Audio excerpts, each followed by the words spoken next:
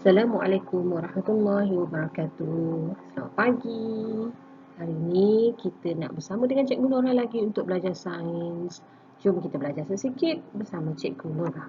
Baik, topik kita hari ini adalah kemahiran saintifik, unit 1 dalam sains sekolah rendah. Okey, jom. Alright.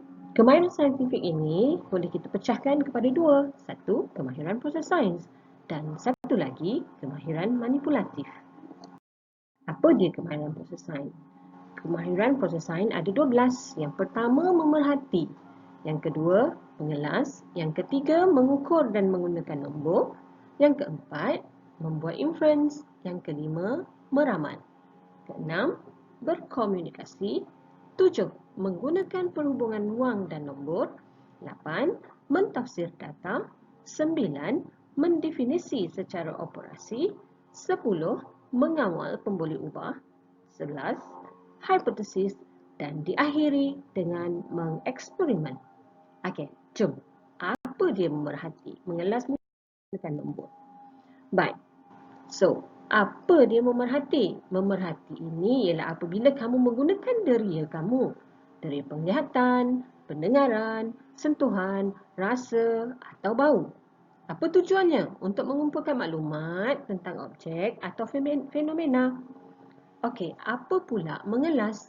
Mengelas ialah menggunakan pemerhatian untuk kamu asingkan dan kemudian kamu kumpulkan objek atau fenomena berdasarkan ciri-ciri yang sama. Okey, contohnya apa ciri-ciri manusia? Kita kumpulkan dia sebagai manusia. Apa ciri-ciri tumbuhan? Dan apa pula ciri-ciri sepunya bagi haiwan?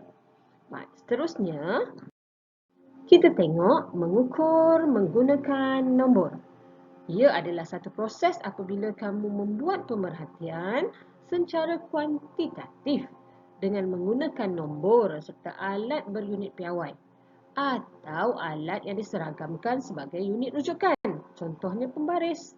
Apabila kamu nak mengukur jarak. Alat timbang. Apabila kamu nak mengukur jisim. Termometer. Apabila kita nak menyukat suhu dan menggunakan jam untuk menyukat masa. Seterusnya, kita nak membuat inference. So, apa dia inference? Inference adalah proses membuat kesimpulan awal untuk menerangkan peristiwa atau objek berdasarkan pemerhatian. Pengalaman lepas boleh digunakan sebagai asas untuk membuat kesimpulan awal tersebut. Kesimpulan yang dibuat ini mungkin benar atau tidak. Jadi, secara keseluruhannya, membuat inference ni adalah kita memberi sebab berdasarkan pemerhatian yang kita buat. Contohnya, apabila kamu mendapati kawan kamu terdengkot-dengkot ketika berjalan. Jadi, pemerhatian kamu ialah kawan jalan terdengkot-dengkot. Dan kamu memberi sebab. Jadi, inference-nya adalah kawan berjalan terdengkot-dengkot kerana sakit kaki. Sebabnya adalah sakit kaki. Jom kita tengok pula. Meramal. Meramal adalah ketika kamu membuat jangkaan awal tentang sesuatu peristiwa berdasarkan pemerhatian dan pengalaman lalu atau berdasarkan data. Daripada pemerhatian, daripada pengalaman lalu ataupun data. Contoh dari pemerhatian dan pengalaman lalu ialah kamu meramalkan petang ini akan hujan. Kenapa kamu meramal sedemikian? Kerana kamu melihat ke langit dan kamu dapati awan kelihatan tebal dan keadaan mendung. Itu pemerhatian dan pengalaman kamu pula jika mendung sudah tentulah akan hujan seperti sebelum-sebelumnya. Jadi ramalan kamu petang ini hujan kerana kamu telah membuat pemerhatian dan berdasarkan pengalaman lalu kamu. Baik, jom kita tengok apa pula berkomunikasi. Berkomunikasi merujuk kepada kemahiran di mana kebolehan kamu menerima, memilih dan mempersembahkan maklumat atau idea dalam pelbagai bentuk. Contohnya, idea kamu tu kamu lakarkan, kamu lukis, kamu masukkannya ke dalam jadual, kamu masukkan ke dalam captapai, atau kamu menyatakannya secara lisan. Okey, jom. Nak menggunakan perhubungan ruang dan masa, iaitu kebolehan kamu untuk memperihalkan atau menunjukkan lokasi, arah, bentuk dan saiz sesuatu objek dan perubahannya mengikut masa. Contohnya ialah apabila kamu menceritakan saiz kanak-kanak semakin besar dari umur baru lahir hingga ke setahun. Itu contoh. Baik, mentafsir maklumat pula ialah kebolehan kamu untuk memberi penerangan rasional tentang objek, fenomena atau pula berdasarkan maklumat yang dikumpul. Ada juga orang menyatakan ia sebagai mentafsir data. Baik, seterusnya tengok mendefinisi secara operasi, iaitu apabila kamu melakukan proses memberi definisi tentang sesuatu konsep atau keadaan dengan menyatakan perkara yang perlu dilakukan dan diperhatikan. Okey, mendefinisi secara operasi.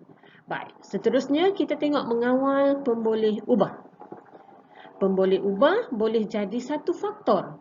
Faktor maksudnya sebab atau punca. Keadaan atau hubungan yang boleh diubah dalam suatu kejadian atau sistem yang dikaji. Pemboleh ubah dimanipulasikan untuk menghasilkan perubahan atau punca dalam pemboleh ubah kedua, iaitu pemboleh ubah bergerak balas ataupun hasil uji kaji. Pemboleh ubah lain yang mungkin mempengaruhi keputusan pula dimalarkan atau pemboleh ubah dimalarkan. Dan dalam kata yang mudah, pemboleh ubah dimalarkan ialah sesuatu yang kita beri sama. Sebagai contoh, kita nak menguji tumbesaran seorang kanak-kanak yang berumur 9 tahun dengan seorang lagi kanak-kanak juga berusia 9 tahun dengan faktor-faktor tertentu. Contoh, dua orang kanak-kanak tadi, A dan B, berumur 9 tahun. A diberikan minum susu setiap hari selama sebulan. B tidak diberikan minum susu selama sebulan. Dan di akhir eksperimen nanti kita akan lihat perubahan jisim kanak-kanak. Baik, seterusnya kita tengok membuat hipotesis. Apabila kita telah mengumpul pemboleh ubah, maka kita boleh membuat hipotesis, iaitu apa yang dimaksudkan dengan hipotesis ialah proses menghasilkan satu kenyataan umum yang difikirkan benar berdasarkan inference atau sebab untuk menerangkan suatu perkara atau peristiwa. Ia merupakan suatu ramalan mengenai hubungan antara dua atau lebih pemboleh ubah. Dua atau lebih pemboleh ubah. Biasanya pemboleh ubah dimanipulasikan dan pemboleh ubah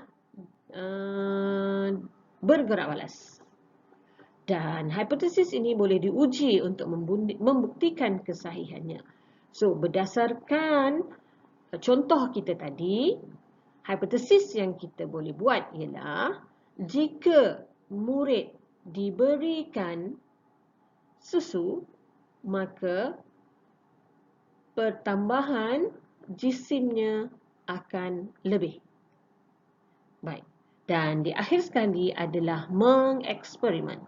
Mengeksperimen adalah proses kita merancang dan menjalankan penyiasatan untuk menguji sesuatu hipotesis. Jadi kita dah ada pemboleh ubah, kita dah ada hipotesis, kemudian kita jalankan eksperimen.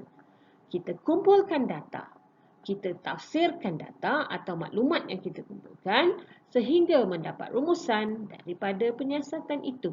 Iaitu eksperimen adalah nak membuktikan hipotesis yang telah kita buat sebelumnya. Baik, itu semua tentang 12 kemahiran proses sains. Jom kita tengok 5 kemahiran manipulatif. Kemahiran manipulatif adalah bahagian kedua dalam kemahiran saintifik.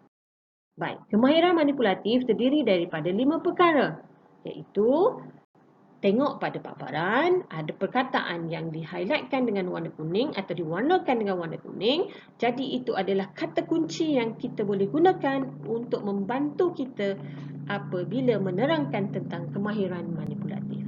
Kita tengok yang pertama, itu menggunakan dan mengendalikan peralatan dan bahan sains dengan betul. Menggunakan apa? Menggunakan peralatan dan bahan. Yang kedua, mengendalikan spesimen dengan betul dan selamat. Selepas menggunakan, kita kena kendalikan. Kendalikan apa? Kendalikan spesimen. Yang ketiga, selepas kita mengendalikan, kita perlu melakar spesimen, peralatan dan bahan sains dengan tepat. Dan apabila yang keempat, selepas kita menggunakan semua alatan sains, maka kita perlu membersihkan peralatan sains dengan cara yang betul. Dan diakhiri dengan menyimpan peralatan dan bahan sains dengan betul dan selamat. Baik, itu saja untuk kemahiran manipulatif, kemahiran proses sains yang termasuk dalam kemahiran saintifik. Sekian, terima kasih. Kita akan jumpa lagi dalam sesi pembelajaran yang akan datang. Assalamualaikum warahmatullahi wabarakatuh.